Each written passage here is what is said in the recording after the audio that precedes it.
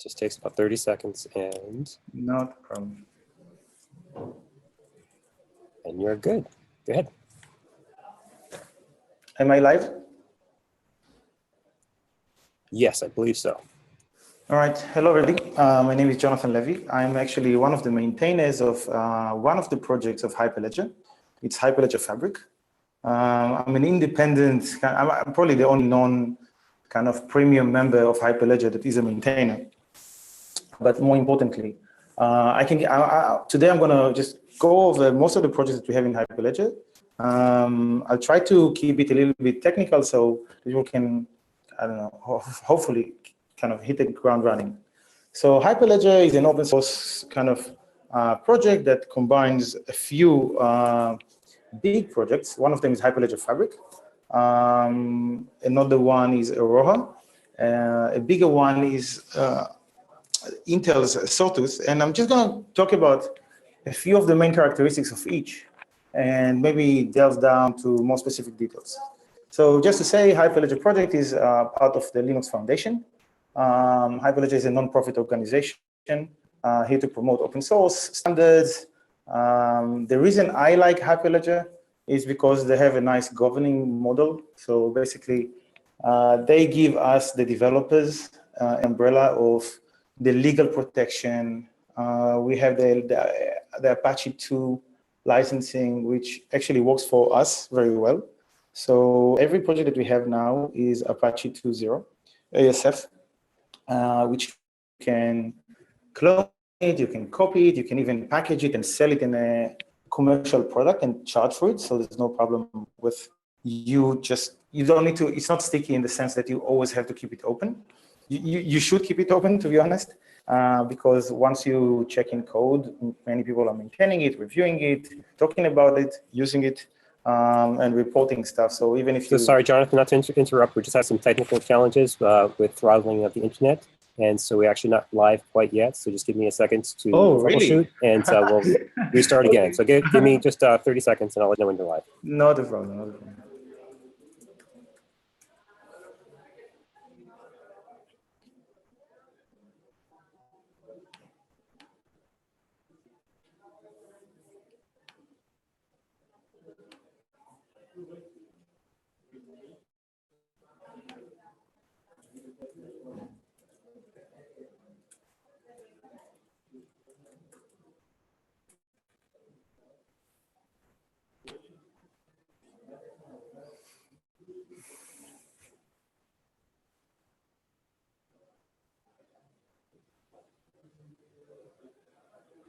Okay, we're good. Okay, is my screen shared now? Can everybody see? Can you see that? Maybe you should open the live stream and make sure that everybody sees what we see. Yep, that's what I just did. Okay, awesome. So hello, everybody. My name is Jonathan Levy. I'm one of the maintainers of one project of Hyperledger, which is Hyperledger Fabric. I'm going to talk today about Hyperledger, introduce the project, what it stands for, what's going on there. And if there are more questions about the entire kind of package, please feel free to ask away. And later on, I'm going to go to kind of more how to get started and get your hands dirty. So Hyperledger project is basically a Linux Foundation project. It's part of the Linux Foundation group. It's a non-profit organization that combines a few open source projects. One of them is Hyperledger Fabric, for example, which it used to be IBM's open blockchain that they contributed back, I think it was February of last year. So it's a little bit more over a year. There's Aurora, which is another project based on C++. A lot of mobile support, and it's super kind of slick and nice and fast. There's Intel Sawtooth Lake, and there are a few other projects that you can kind of work with.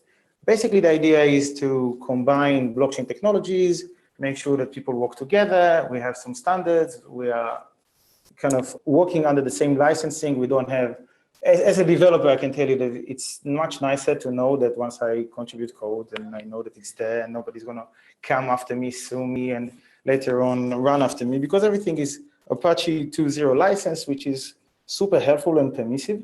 I don't know if many people know. So one thing about the ASF 2.0 license is that I keep it open source, but I can also package it in a commercial software. So if I'm going to have an application that relies on, for example, Hyperledger Fabric, I can deploy it with the Hyperledger Fabric, sell either the software or the service or combination of both, but I don't have, of course, I need to keep the licensing of Hyperledger Fabric and not change copyrighted material and claim that it's mine, but I'm still allowed to package it and sell the solution.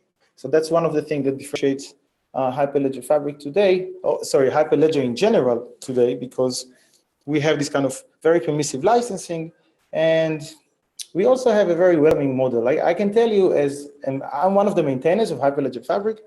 I was elected, it was a big vote, and all the maintainers had to kind of vote me in. They could kind of deny the application. Somebody kind of recommended, hey, can Jonathan be a maintainer? What do you think? And all the people kind of approved. And then I became a maintainer because there was a majority. So I always tell people, don't worry about big players playing in Hyperledger. If you contribute enough, you can get involved and you can influence and you can do a lot of things. You don't have to pay anything. You don't have to do anything else other than be like a good member and help people and things. I don't know, for me, they work very well there. Let's just try to dive in. By the way, any questions, any comments? Am I speaking too quickly? Anything, please let me know. Sounds good. No questions yet. Good. All right. So for me, it's easier to talk about Hyperledger Fabric, but before I do that, I'm going to show you a few kind of pointers to Hyperledger. So of course, first and foremost is the hyperledger.org, right? If I go here. So what you see here, let me just show you what we have. This is Hyperledger kind of homepage, which is where everything starts. This is the main homepage. Okay, so you can always go to hyperledger.org and then you can read, et cetera, et cetera. I brought you guys to this community projects page where you can see some more things. A few things that are interested, I think very relevant for the Hackfest is that everything we have is kind of open, right? So if you go to GitHub, for example, I can go and, I don't know if you can see it. Yeah, so this is a GitHub Hyperledger Fabric, and you can see everything that we're doing there. If you go to Hyperledger, you can see all the projects that we have. So all the code is available, and it's a read-only mirror. I'll talk about that in a second. But effectively, you'll be able to see one thing that is kind of what I mentioned. Everything has this kind of very permissive license. But the important thing that you can just git clone everything, run it locally, run tests. Most of the projects are highly documented, and that's part of the requirements. And a few other pointers if you need help, right? So we have mailing lists, but let's talk kind of like more seriously. I think the easiest way to talk to people is to go to the Hyperledger chat.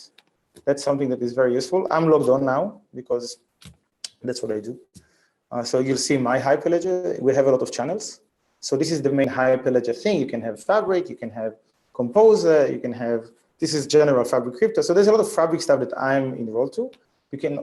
This is the general channel when you can see, this is live, right? This is whatever I did. I don't remember what's going on there, but people ask random questions. So every peer is assigned to some organization. You can ask stuff away, and people want to point you to a specific project, they will. There are some working groups that you can talk to specific people and specific kind of interest groups. This is Sawtooth Lake. I'm also registered to many more, actually. There's Yorha, and you can easily join a channel. So if there's any project that you want to see much more than is documented, it's really, really easy to kind of talk to people and ask questions and get answers and get pointers. Another thing that is probably interesting is that if you want to kind of join everything, the best way to start with Hyperledger is to go to identity.linuxfoundations.org. So you can, this is just a generic Linux Foundation thing. If you ever contributed code, I don't know, to the Linux kernel, you'll have your Linux ID. So this is the LFID, which everybody's talking about. This is my ID, so if I log in, you just create one. It's very easy. It's very easy. But if you just, I can request a new password. It's the same. You can log in with anything. But to be honest, I would recommend, well, that worked for me, to really use your email so that if you need to reset it, it's a lot easier. And then you can join the chats and everything is open. Okay, so first thing we said, all the projects are here. The code is in GitHub. We have clones and mirrors. It's very easy to download codes, and it's very easy to chat to people. Okay, so that's kind of the hello. If you want to dive into some projects, So actually, that's the question. If you want to talk very specifically, I can talk about Hyperledger Fabric because I know a lot about it. But honestly, it's not difficult to dive into any project. So every project here will have, okay, let's just look at, let's take an example of something that I'm not contributing to, but I'm well aware of, and there are a lot of discussions, and every time we have a hackfest, we discuss. So this is sort of score. So I can just come in here. If you want to download the code, this is where it is. You can just git code on this, clone or download. This is all open. Okay? If you want to contribute code, though, that's a different story. So, oh, can you hear me? I get it, my internet. Can everybody hear me? I don't get any feedback. Yes. Audio is still good. All right, good stuff. Another thing that is interesting, so you can get the code from GitHub, but there's another thing that you should know is that our development process, basically, we work with Gerrit. So that's, I don't see a big difference, to be honest. If you submit code, right? So if I go to my Gerrit, this is, so when I start my day, I come in here. Again, I'm a maintainer of Fabric, so you see the Fabric view, but you can kind of subscribe to any other channels, and you can easily submit code. I'll show you in 1 second. I'll point you to the documentations. But effectively, when we submit code, we have every project has its own contribution guidelines. So Hyperledger Fabric, for example, we have our own requirements that every code submission that you want to make, you need to have a Jira ticket. So Jira is also open. Again, everything is like chat.hyperledger.org, identity. Okay, the identity maybe is different because of the foundation, but our Jira is very open. You can just come in here, and if I log in, I can. So this is an open view. But if I want to edit or if I want to create a new one, I need to log in, right? I can with my Linux ID. Let's see if it remembers it. Otherwise, boom! Wow. I mean, so this.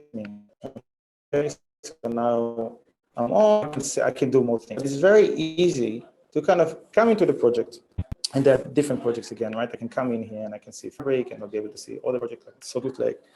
So all the kind of development activity in terms of plans and what people are doing and what they submit, and let's look at all projects. So I'll be able to see everything in the open HAR, right? So this is kind of, this is Fabric, and this is Code-a-thon, and this is Blockchain Explorer, which is another way of basically looking. If you think about, I think the easiest way to think about Blockchain Explorer is to look at, I don't know, blockchain info, right? And then you can see transactions. So there are many things. I want to kind of keep it actually focused, even though I want to give a note. So we said there are a few projects. The pointers are chat Hyperledger.org, create an identity, log in there, go to Jira Hyperledger.org, and then you can see all these projects. And downloading code, again, from GitHub, you can just clone stuff if you want to basically read documentations. I think the easiest way is to start here on this page. Maybe I didn't prepare that, but as I don't mind reading it with all these things and summarize it and maybe somehow. I have no problem. So I'll just summarize it today. But really everything starts in this page. If you want to look at how we work, so this is the project itself, every submission. So that's a normal Git, right? So every time you look at the commit, you can look at the reflected kind of Jira ticket supports it, but effectively what you're going to do, so I'm allowed to kind of review code, and I can do like a +2, -2. Okay, I can talk a little bit about the process, but I don't know, to be honest, I can talk a lot about how we manage code and how we submit code and how we manage code. I think what will be relevant for you guys is how to download code and work with it, right? So shall I talk, I don't know, do you want me to dive into Fabric? Because that's probably going to be very, I don't know, very, very functional and useful for you guys, or because that's one example of something that you can use for books and records in terms of privacy preserving, uncountability, encrypted stuff on the blockchain. I don't know if it's, as a maintainer, I can talk about that, but you can also look at all the 3 or 4, 5 other projects that are relevant for you. I'm just thinking, if you have a hack fest and you need to hack something, how can I help you kind of to get stuff going. Yeah, definitely. I think what would be helpful for the participants would be to, if they're going to leverage Fabric or any other of the Hyperledger projects, is that what would be useful to them today to continue working through the night if they're going to leverage Fabric. There's one bit of advice that you can give them to getting started. Okay. One thing that is very relevant, how much time do we have? Do we have 9 minutes? Do we have 5 minutes? Just give me some time. We have 9 more minutes. 9 more minutes. I need time for Q&A, okay? So one thing that is very relevant, by the way, I didn't say anything about myself, right? So I'm a maintainer of Fabric. I'm also running my startup. So I'm the CEO of Acera.com. Not to publish anything, but I'm just going to say that we are building a solution on top of Fabric that allows you to have flexibility, configurability, transparency. So most of the stuff that we provide actually is very relevant for books and records when it comes to privacy and anonymity. So let me show you some stuff that we are using and how you can easily leverage, for example, Fabric CA, okay? So the way Fabric works, and I open here a tab that may be relevant. So I think that this is a very useful component of Fabric. Fabric is Fabric is a very modular architecture. Okay, so we can look at, there's some protocol specs and use cases, etc. But I think if I was to start with anything that is related to privacy and records and HIPAA requirements and most of the stuff that people talked about before, if you want to do it with Fabric, I would start with having a good understanding of how we work with ECAs and TCAs. So just to give a quick overview, there is a very nice chart here that explains it. Give me a second. So where am I? I'm in Hyperledger Fabric with the docs. This is how we compile our documentation. Effectively, the way Fabric works is that I should have a slide here that really helps. Give me a second. That's a little bit technical, but you probably need it. Okay, so the way it works. So when you register to Fabric, I'll just say it, and if there are questions, I'll go into the specific stuff. When you join Fabric, when you are a peer and you would like to get on Fabric, remember Fabric is a permissioned chain. Now, what it means that it's not open in the sense that everybody can see everything. People need to kind of let you in. The way people let you in, we have it's kind of a very scalable and decentralized PKI, public key infrastructure. The way it works is people need to endorse you. So assume that my name is Jonathan and I belong to organization, I don't know, it's probably some bank or some government organization, etc. When I kind of join in Fabric, that organization is probably part of a consortium. It's a member. So we're talking about membership services. Let's see if I can find very easy to find services.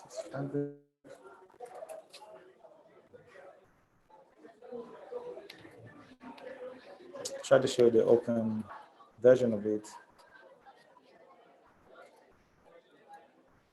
So that's in the making, but I think it's going to help you a lot. So we have a user guide here of how it works.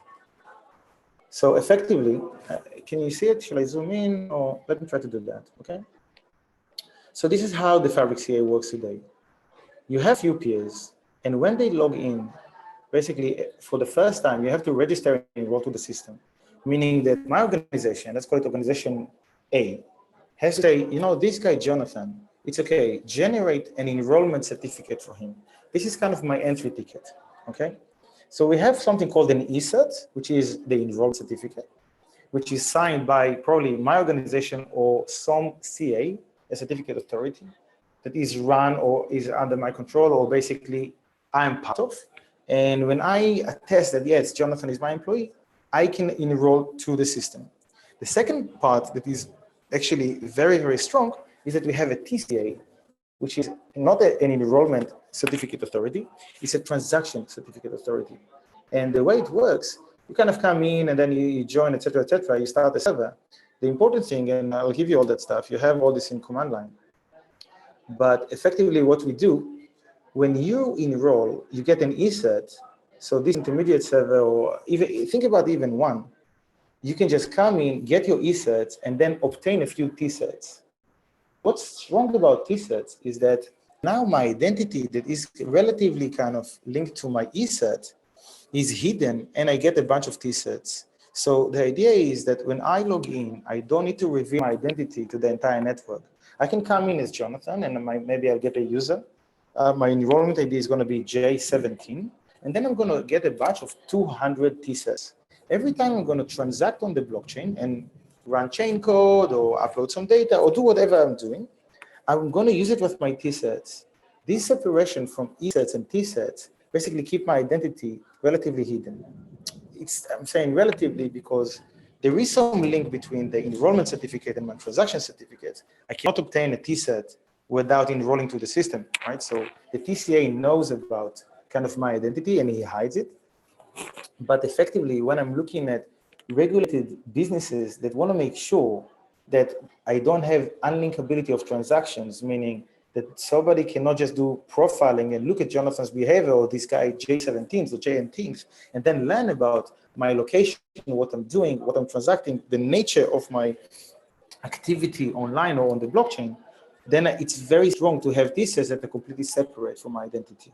So if I was to start with something that is kind of for a regulated market, I would really go for a Fabric CA server, start a server, get a client, and then generate this is my certificate signing request, ask to enroll, provide my enrollment ID, get my ESET, obtain a few T-sets, and then start transaction with Fabric.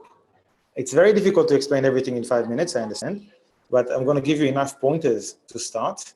It's a very active project. We have coverage like, 24/7 because we have people in China, we have people in New York, we have people, I'm calling them from Israel, by the way, if you cannot hear my accent, which I doubt. I think that's the important thing that kind of enroll with an identity. Okay, I'm out. Okay. And the last part, I think, is basically that once you have your transactions, of course you can allow TLS and work with that. I think the next big thing is just to be able to run all the tests. If you can run the tests of Fabric, you'll be able to see so many examples of how I enroll and have one peer talk to another, and then I have a directory or a hierarchy of people talking from different organizations and being able to interact with each other without having a lot of pre-established kind of relationship. I don't know if I helped or if I confused people. It's a big project. I don't know. By the way, you can always get in touch with me on Hyperledger chat, and I'll try to kind of summarize some of the links and pointers and somehow send it to people. I don't know. Any questions? Any feedback? Comments? What happened? I'm back in the noisy area.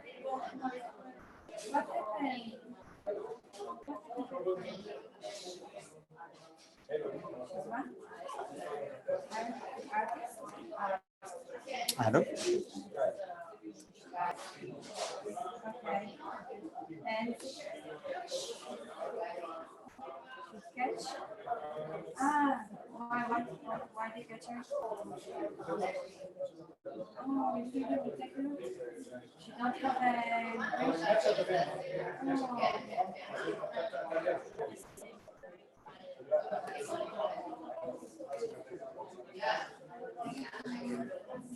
How can I help you with that?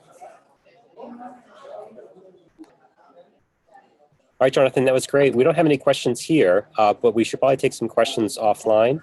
We have a IRC chat to do that, and that's at chat.freenode.net with a hashtag of DC blockchain. And so if you log in there and actually field out any questions, I think we'll wrap it up. Yeah, with pleasure. Great stuff. Thank you so much. That was a wonderful presentation. No problem. Bye for now. All right, cheers.